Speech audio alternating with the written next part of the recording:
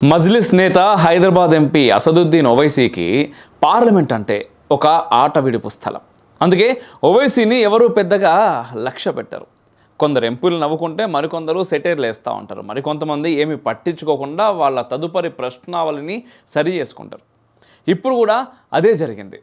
RSS chief Mohan Bhagwat ఇటీవల ప్రతి భారతీయ జంటకు 3 పిల్లలు ఉండాలని, 3 జనన రేటు ఉన్న జనాభా తగ్గిపోదంటూ తమ అభిప్రాయాన్ని వ్యక్తం చేశారు. కుటుంబ ఆరోగ్యం, పిల్లల ఎదుగుదలపై వైద్యుల సూచనలు చెబుతూ ఆర్ఎస్ఎస్ చీఫ్ 3 సంతానం వ్యాఖ్య చేశారు. అంతేకాదు, భారత జనాభా 2.1 జనన రేటును సిఫారసు చేస్తుందనే వివరణ కూడా ఆయన ఇచ్చారు. ఆర్ఎస్ఎస్ చీఫ్ వ్యాఖ్యల మీద ఓవైసీ స్పందించారు. సరికొత్తగా స్త్రీవాద కార్డును ఉపయోగించారు ఆయన ఫస్ట్ టైం. 3 సంతాన ప్రస్తావన భారతీయ మహిళల మీద మరింత ఒత్తిడి తెస్తున్నదని, మహిళల నిర్ణయ హక్కును కాలరాస్తుందంటూ కూడా వ్యాఖ్యలు చేశారు.